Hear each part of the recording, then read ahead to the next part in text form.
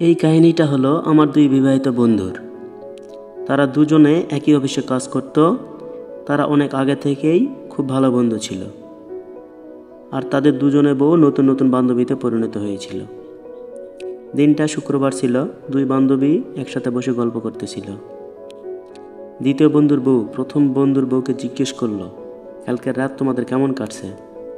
এ কথা শুনে প্রথম বন্ধুর বউ বলল, তোমাদের যেমন কাটছে আমাদেরও তেমনই কাটছে। তার অফিসে অনেক কাজের চাপ ছিল, তাই অনেক রাত করে বাসায় ফিরছে আর এসে তাড়াতাড়ি খেয়ে শুয়ে পড়ছে। এই কথা শুনে দ্বিতীয় বন্ধুর বউ বলে, আমাদের রাতটা না অনেক ভালো কাটছে। সে অফিস থেকে ফিরে আমাকে নিয়ে বাইরে খাইতে গেছিল।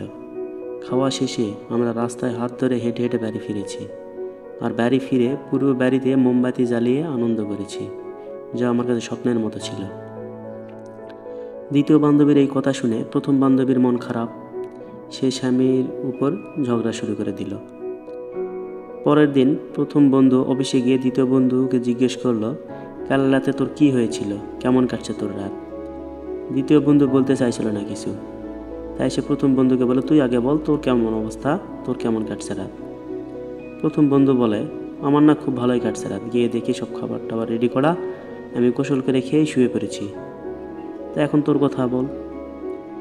দ্বিতীয় বন্ধু এবার মন খারাপ করে বলল, তুই খুব ভাগ্যবান রে ভাই, আমার রাতটা না ভালো কাটেনি। বাড়িতে গিয়ে দেখি খাবার তৈরি হয়নি।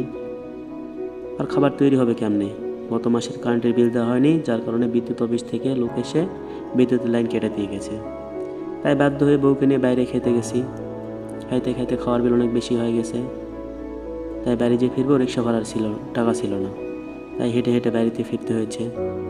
বাড়িতে ফিরে দেখি সেই অন্ধকার, বিদ্যুতের লাইন কাটা। তাই মোমবাতি জ্বালিয়ে পুরো বাড়িটা আলোকিত করেছি।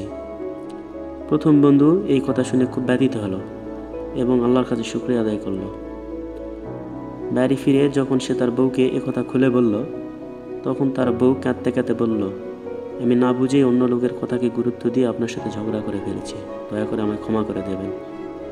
তখন স্বামী তার বউকে বুকে জড়ায় ধরে বলল, তুমিও আমার কাছে আল্লাহর দেয়া কোনো উপহার থেকে কম নয়, তাই অন্য কোনো লোকের কথায় নিজে মন খারাপ করে আমার সাথে ঝগড়া করিও না। আসলেই আমাদের এই সমাজে কিছু কিছু ব্যক্তি এমনও আছে যারা খুব কষ্টে থাকে, কিন্তু তাদের বাহ্যিক রূপটা দেখে মনে হয় তারা খুব সুখে আছে। তারা নিজেকে পেশ করার চরিত্রটা খুবই অদ্ভুতভাবে দেখায়, যা আপনার পরিবারের শান্তি নষ্ট করার জন্য যথেষ্ট।